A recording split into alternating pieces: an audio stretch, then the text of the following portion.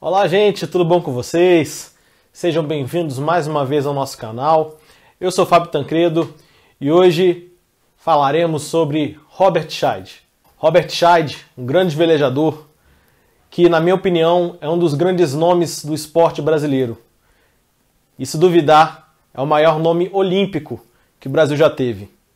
Aqui a gente vai ver como é que foi o seu desenvolvimento, sua carreira nos mundiais, nas Olimpíadas, descobrir um pouquinho mais sobre a trajetória desse grande campeão olímpico da história do Brasil. Só que antes de mais nada, como eu costumo fazer, peço para você deixar aquele like legal aqui pra gente nesse vídeo. Deixe seu comentário também, falando o que você está achando dos vídeos, sobre qual atleta você quer ver aqui também. E, se ainda não se inscreveu, se inscreva. Sem mais delongas, vamos para o vídeo, conhecer um pouquinho mais sobre a carreira, a trajetória desse grande atleta brasileiro, Robert Scheid.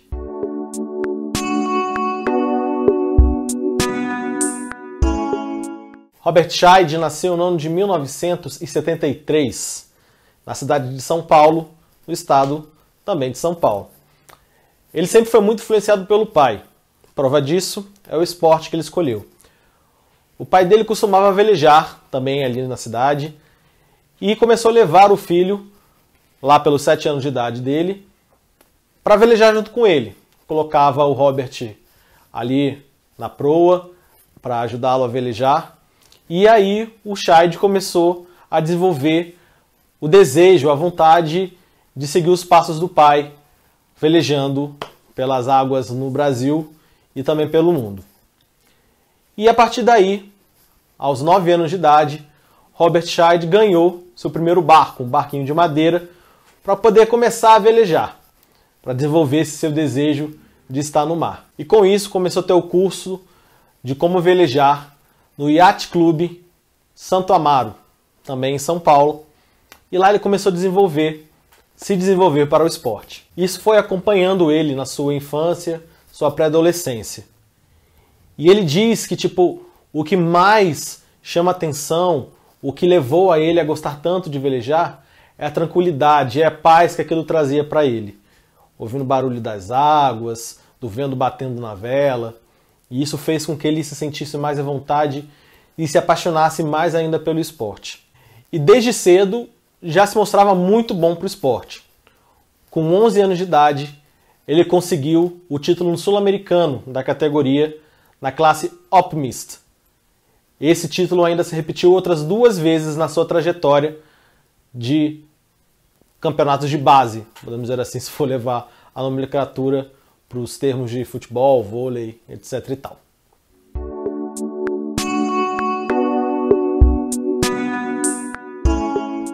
Já no final da década de 80, ele saiu da Optimist e foi para a classe Snipe.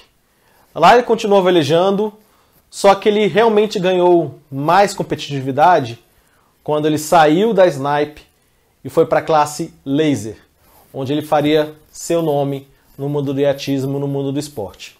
Isso aconteceu no ano de 1990. Nesse ano mesmo, já como velejador da classe Laser, ele conquistou o título brasileiro. E com o título de campeão brasileiro, ele começa a pensar que deve alçar voos mais altos. Achando que talvez o Brasil não fosse suficiente, ele decide se mudar ali para o norte da Europa, Suécia, Dinamarca, onde ele ia aprimorar seus treinos na classe Laser e talvez conquistar mais espaço no mundo da vela. E foi realmente o que aconteceu. Ali no início da década de 90, já em 91, ele disputou o Mundial Júnior pela classe Laser. E ganhando 10 das 11 regatas disputadas, ele se tornou campeão júnior. E vendo o quanto ele estava na frente dos outros concorrentes, adversários, ele percebeu que podia já começar a disputar com os profissionais. E assim ele fez ali no início da década de 90. Foi muito bem nas regatas, começava a ganhar experiência, até ele chegar no ano de 1995, na qual iremos falar.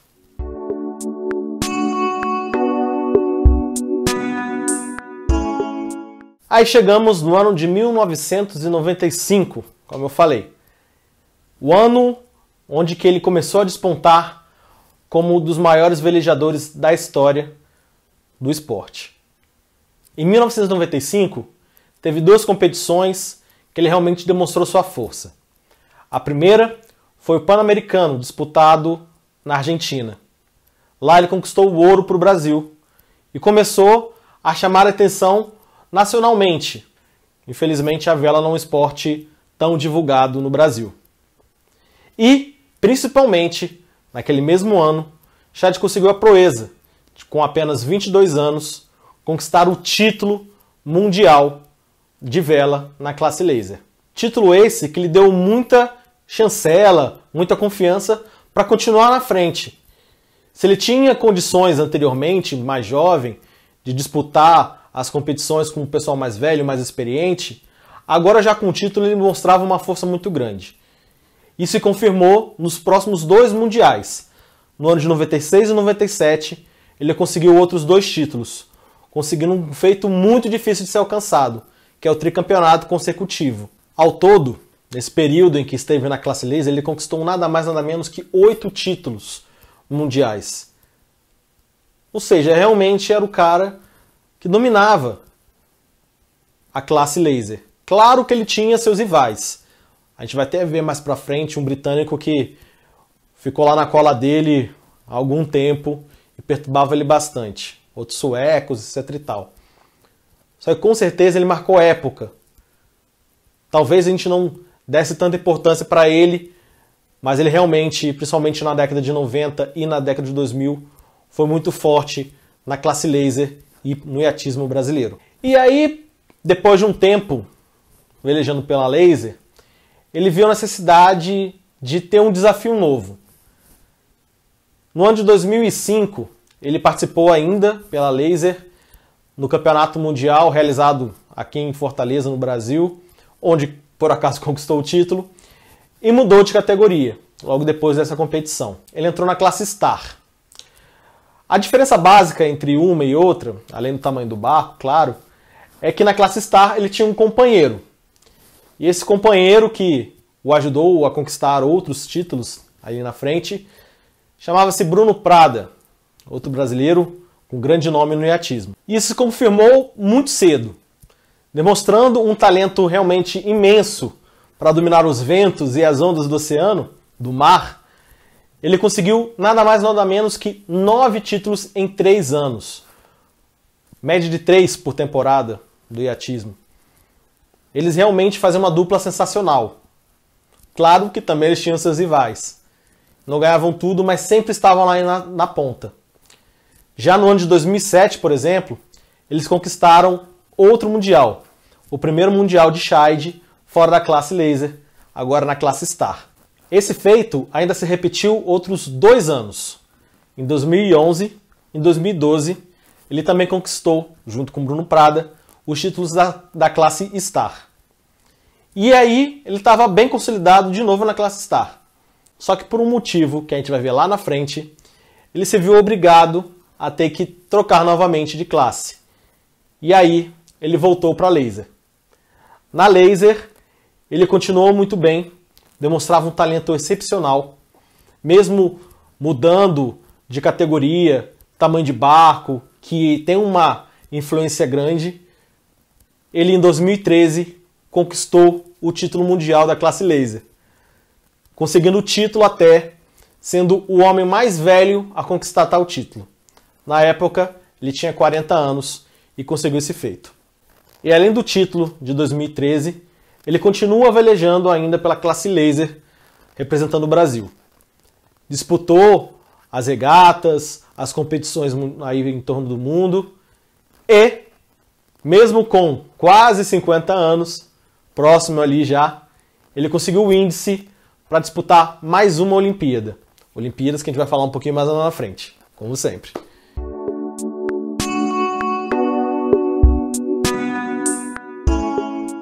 E aí chegamos no ano de 1996, ano da primeira Olimpíada disputada por Robert Scheid. Ele vinha com um certo nome, já com um certo favoritismo pela conquista do Mundial, do ano de 95 e também de 96, e confirmou seu favoritismo. Conquistou o ouro, ganhando 3 regatas das 11 disputadas. Aí você pensa, foi pouco, né? Pois é, também acho que foi pouquinho, mas ele foi muito regular. Claro que ele tinha um grande rival, nome que você vai ver outra vez aqui. O inglês Ben Ainslie, eu acho que é isso, como é que fala? Ele disputava muito, pau a pau ali, com o Robert Scheid, ali na década de 90 e principalmente na década de 2000, ali no início da década de 2000. E aí chegamos na sua segunda Olimpíada, no ano de 2000, em Sydney, na Austrália. Novamente, ele era um dos favoritos. Não tinha mais o favoritismo como tinha no ano de 96.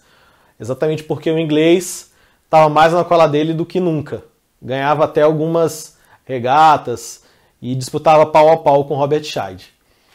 E naquele ano os dois estavam indo muito bem, Robert Scheid competindo bem. Ele chegou a ganhar 5 das 11 regatas que teve nas Olimpíadas. Só que mesmo ganhando mais regatas que no ano de 96, ele ficou com vice-campeonato. Porque o inglês também foi muito bem. Durante a prova, os dois estavam disputando e o inglês não descolava do brasileiro, fazendo uma técnica conhecida no mundo da vela, que é roubar o vento, tirar o vento. Ele ficava muito próximo para o Robert Scheid ficar muito atrás, não conseguiu o vento e, consequentemente, ganhar velocidade. Com isso, os dois ficaram distanciando dos primeiros colocados. E o Robert Scheid precisava passar o inglês. Robert Scheid chegou à última etapa na segunda colocação. E acabou sendo isso.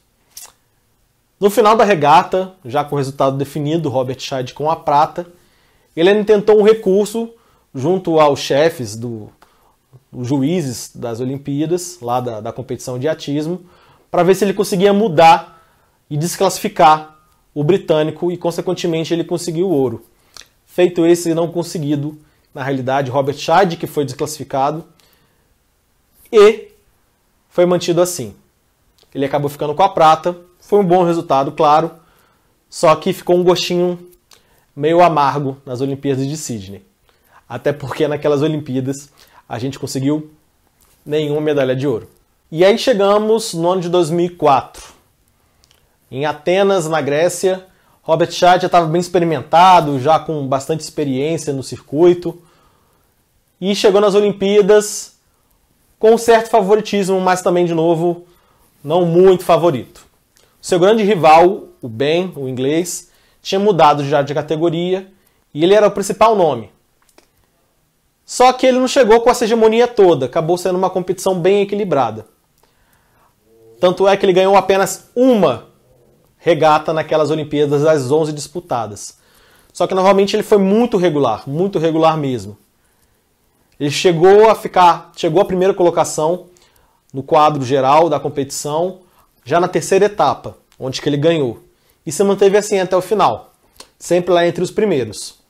E aí, depois das Olimpíadas de Atenas e do Mundial de 2005, que aconteceu aqui no Brasil, como eu falei anteriormente, Robert Scheid decidiu mudar um pouquinho de ares, saiu da classe laser, foi para a classe Star e, já nas Olimpíadas de 2008 em Pequim, junto com Bruno Prada, representou o Brasil nessa classe.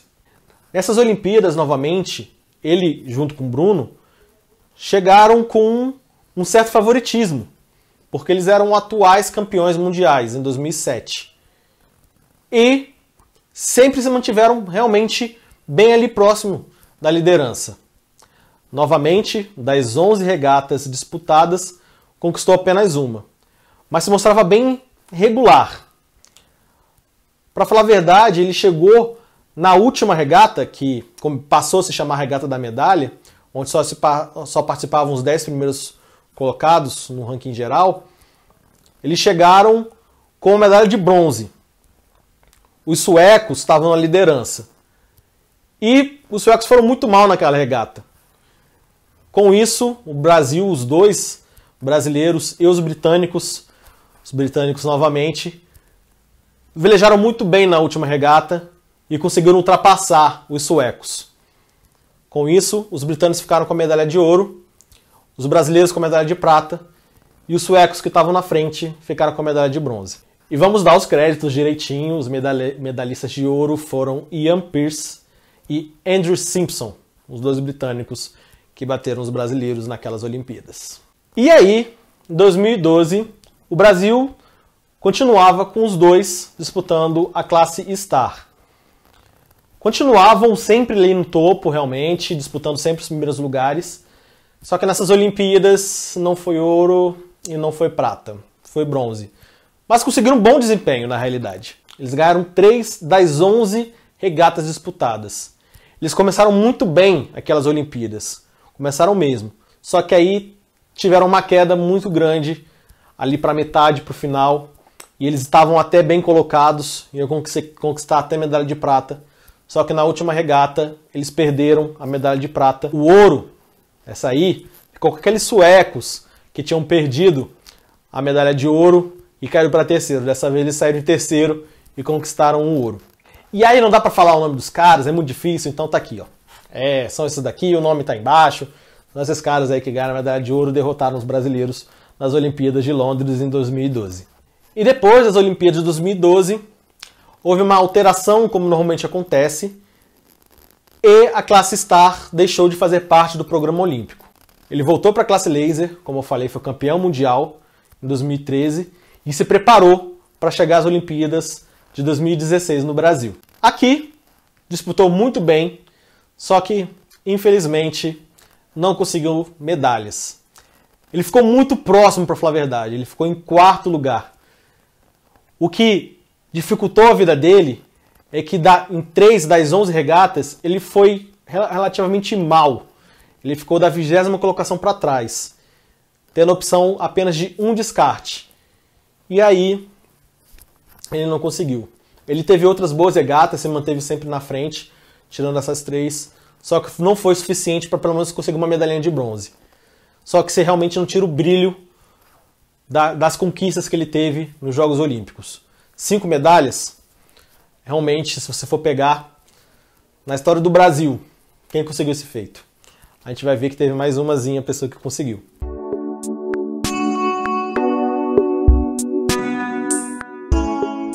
Eu vejo ele como o principal nome esportivo brasileiro na história das Olimpíadas. Pensa aí, quem conseguiu conquistar 5 medalhas em Jogos Olímpicos? Quem vai disputar sua 7ª Olimpíada? A gente não consigo ver.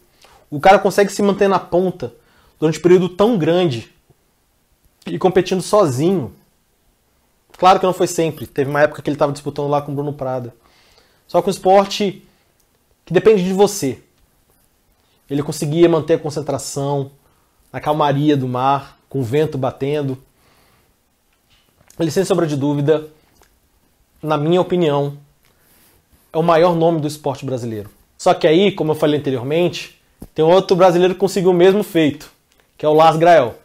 Ele também conseguiu 5 medalhinhas nas Olimpíadas. E aí eu faço um questionamento. Vocês aí conheciam esses dois nomes? Vocês conhecem o esporte que eles praticam? Vocês sabem as regras? Como é que funciona? Eu faço meia-culpa aqui. Eu conheço as regras, mas não conheço-as profundamente. Vai agora no canal de esporte, faz um histórico aí para quem gosta, de quantas competições de iatismo a gente vê na televisão. Pois é, falta um pouquinho de interesse, tanto da população, como também das emissoras de transmitir. A gente podia ter grandes nomes, ainda mais fortes nesse esporte. A gente não pode deixar o esporte morrer. Vamos usar o exemplo do Robert Scheid, do Lars Grael, das duas meninas que conquistaram o ouro no Rio em 2016, para levantar esse esporte. Um esporte com tanta história no Brasil que a gente deixa de lado. A gente tem que tomar cuidado para proteger o que é legado nosso. É isso, galera. Mais um vídeo. Agradeço muito, mais uma vez, vocês terem assistido. Fico muito contente também. Chegamos à marca de 10 vídeos no canal. Espero que esses vídeos se tornem 20, 30, 40, 50, 60, centenas, milhares. Tudo na graça de Deus. que Ele possa me permitir isso, com a ajuda de vocês, é claro, para que esse canal cresça sempre cada vez mais, que vocês curtam, que vocês conheçam grandes nomes do esporte brasileiro e do mundo, que a gente apenas conhece dentro das quadras, dos campos, dos mares, e esquece de ver um pouquinho como é que foi a trajetória dessas pessoas. Novamente, deixa aquela curtidinha, é sempre bom pra gente. Seu comentário, conta como interação pra gente, o YouTube leva muito isso em conta. E se inscreva, é muito importante para que você receba as notificações de quando os próximos vídeos forem sair. Claro que a gente sempre conta aqui para você que os vídeos saem todo domingo às 10 horas da manhã. Novamente, muito obrigado, fiquem com Deus e até a próxima.